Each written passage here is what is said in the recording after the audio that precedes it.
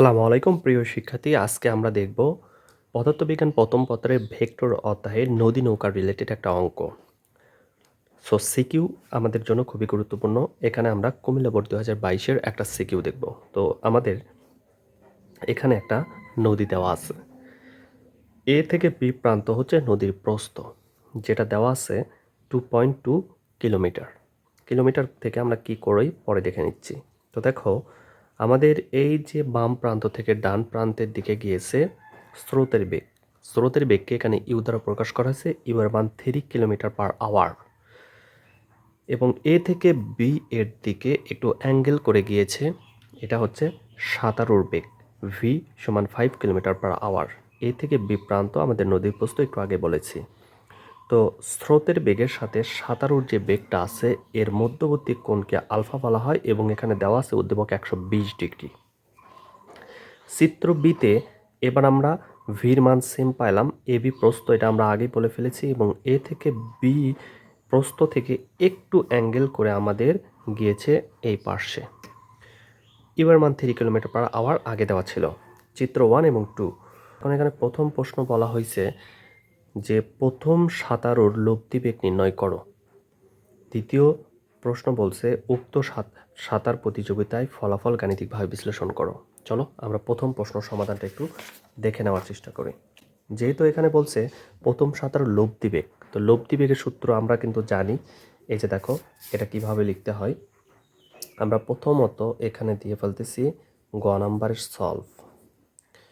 Solve দিয়ে আমরা লিখলাম যে সাঁতারুর বেগ প্রথম ক্ষেত্রে এখানে, তাহলে এখানে প্রথম ক্ষেত্রে সাঁতারুর বেগ v equal 5 kilometre per hour. তারপরে আছে স্রোতের বেগ u equal 3 kilometre per hour, যা আমাদের উদ্দীপকে ডাটাতে দেওয়া আছে। এবং বেগের মধ্যবর্তী কোণ, এই যে বেগের যে মধ্যবর্তী কোণটা ছিল, এই যে স্রোত এবং সাঁতারু এর মধ্যবর্তী কোণ আলফা সমান দেওয়া আছে 120 ডিগ্রি। এটাকে আমরা ধরে নিব আলফা ইকুয়াল 120 ডিগ্রি। এবং এখানে লব্ধি বের করতে বলছে আর ইকুয়াল হোয়াট বা ডাব্লিউ ইকুয়াল হোয়াট, যে কোনো একটা ধরে নিলে হচ্ছে। তো আমরা এখানে লব্ধি বেগ ধরে নিলাম হচ্ছে ডাব্লিউ ইকুয়াল হোয়াট, বা আরও নেওয়া যেতে পারে। এখন আমরা সূত্র বসাই। দেখো, আমরা জানি, তাহলে লব্ধির সূত্র কিন্তু আমরা আগে পড়ে নিয়েছি। আমরা জানি, এই যে দেখো, W equal U square plus V square plus 2uv cos alpha, cos alpha, এবং ওপরে হবে আমাদের রুট। এখন আমরা মান বসাবো।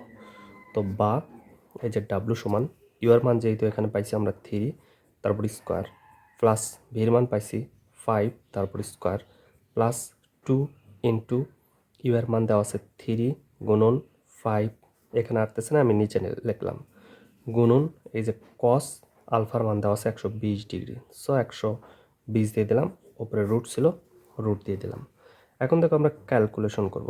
বা ডাব্লু ইকুয়াল 3-এর উপর স্কোয়ার করলে 3 3 9, 5-এর উপর স্কোয়ার করলে 25, এবং এখানে দেখো 3 5 15, 15 2 হচ্ছে 30, গুণন কস এই যে 120 ডিগ্রি মান হচ্ছে আমাদের মাইনাস হাফ। এই জিনিসগুলো কিন্তু মনে রাখতে হবে। ওপরে রুট ছিল, রুট দিয়ে দিলাম। বা ডাব্লু সমান লেখা যায় হচ্ছে আমাদের রুট 19। এগুলোকে ক্যালকুলেশন করলে এটা আসবে। অতএব আবার ক্যালকুলেটর চাপ দিলে আমাদের হয়ে যাবে 4.36 কিলোমিটার পার আওয়ার। তাহলে প্রথম সাঁতারুর লব্ধি বেগ হবে এত কিলোমিটার পার আওয়ার। এটা দিলেই আমাদের অ্যান্সার প্রথমটা শেষ। তাহলে আশা করি প্রথম প্রশ্নটা বুঝতে পেরেছ। এখন চলো আমরা পরবর্তী ঘ নম্বর প্রশ্নটা দেখি। ঘ নম্বর প্রশ্নটা যেহেতু এখানে বলা হয়েছে যে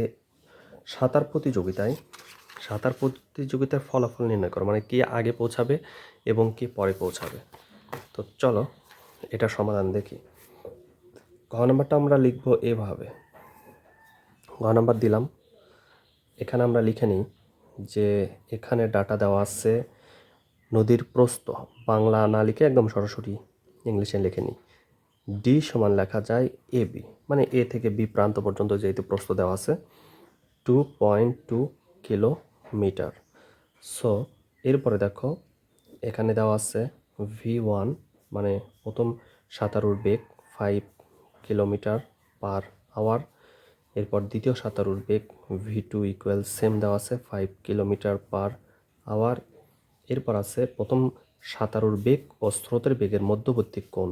তাহলে দেখো প্রথম সাঁতারুর বেগ এবং স্রোতের মধ্যবর্তী কোণ আলফা 1, এটা একটু বুঝে নেবা। হ্যাঁ, আমি যেটা বুঝাই দিলাম সেইটা মনে রাখবা। 120 ডিগ্রি মানে এই যে দেখো প্রথম সাঁতারু এবং এই যে আমাদের স্রোতের এবং প্রথম সাঁতারুর বেগের মধ্যবর্তী হয়েছে এত, এবং পরেরটা হচ্ছে এই যে দেখো স্রোত এবং হচ্ছে যে আমাদের সাঁতারুর মধ্যবর্তী হচ্ছে 90 ডিগ্রি। সো প্রথমটা আলফা 1 সমান 120 ডিগ্রি, পরেরটা আমাদের আলফা 2 সমান সমান হচ্ছে 90 ডিগ্রি। ক্লিয়ার? এখন আমাদের বের করতে হবে সময়। তো T1 ইকুয়াল হোয়াট এবং T2 ইকুয়াল আমরা লিখতে পারি হোয়াট। সো চলো প্রথম সাঁতারু নদী পার হতে প্রয়োজনীয় সময়। তো এখানে লেখো প্রথম সাঁতারু নদী পার হতে সময়, নদী পার হতে এই তো সময়। সূত্র কিন্তু একদম ভেরি ইজি।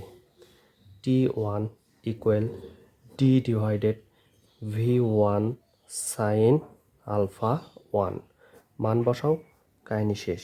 ডির মান দেওয়া আছে এখানে কত 2.2 এবং V1 এর মান দেওয়া আছে 5 ইন্টু সাইনের জায়গায় সাইন দিলাম। আলফা 1 এর মান যেহেতু দেওয়া আছে 120 ডিগ্রি, তাই আমরা এখানে সরাসরি বসাই দেব 120। ক্যালকুলেশন করলে দেখো 2.2 এবং এখানে 5 এর জায়গায় 5 রয়ে যায় ইন্টু এই যে সাইন 120 ডিগ্রি মান হচ্ছে √3 ডিভাইডেড 2। সো ক্যালকুলেট করো, দেখো 0.508 আওয়ার আছে। ওকে, এখন পরেরটা আমরা দ্বিতীয় ক্ষেত্রটা আমরা একটু দেখার চেষ্টা করি। এখানে হয়তো একটু দেখতে মিস্টেক হয়েছে, তো যাই হোক আর কি, আমি আবার দ্বিতীয় ক্ষেত্রে লিখব। তাহলে দ্বিতীয় ক্ষেত্রে বা দ্বিতীয় ক্ষেত্রে একই কথাই লিখতে হবে, ওটা আমি আর অত লিখলাম না, সরাসরি সূত্রে যাই। T2 equal D divided V2 sine alpha 2। তো ডির মান 2.2 এবং V2 মান হচ্ছে 5 ইন্টু সাইন, এখানে আলফার মান আছে 90 ডিগ্রি। তো 2.2 এবং এখানে 5 গুণন সাইন আলফার মান হচ্ছে সাইন 90 ডিগ্রি মান হচ্ছে 1। সো ক্যালকুলেট করলে হচ্ছে 0.44 আওয়ার। এখন দেখো তো আমাদের কোনটা তাহলে বেশি হবে। যেহেতু প্রথম ক্ষেত্রে আমরা পাইছি 0.508 এবং দ্বিতীয় ক্ষেত্রে পাইলাম আমরা 0.44 আওয়ার। সো সেক্ষেত্রে আমাদের এখানে লেখা যায় যে অতএব বা যেহেতু T2টা আমাদের কি ছোট, T1টা হচ্ছে আমাদের বড়, সুতরাং দ্বিতীয় সাঁতারু প্রতিযোগিতায় জয়ী হবে। তাহলে কে হবে দ্বিতীয় সাঁতারু? এই যে সাঁতারু জয়ী হবে, মানে সে আগে জয়লাভ করবে, জয়ী হবে। ক্লিয়ার?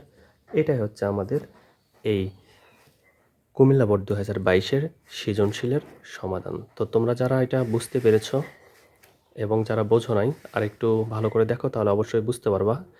এবং আমাদের এরকম আর কোন বোর্ডের প্রশ্ন তোমরা চাও কমেন্টে জানিয়ে দাও। আমরা আমাদের এই ভেক্টরের প্রায় প্রত্যেকটা সৃজনশীলের সমাধান এখানে দেওয়ার চেষ্টা করবো ইনশাল্লাহ। তো সাথে থাকো এবং ইউসুফ স্যারের ফিজিক্স অফ নেচারের সাথে থাকো। আল্লাহ হাফেজ।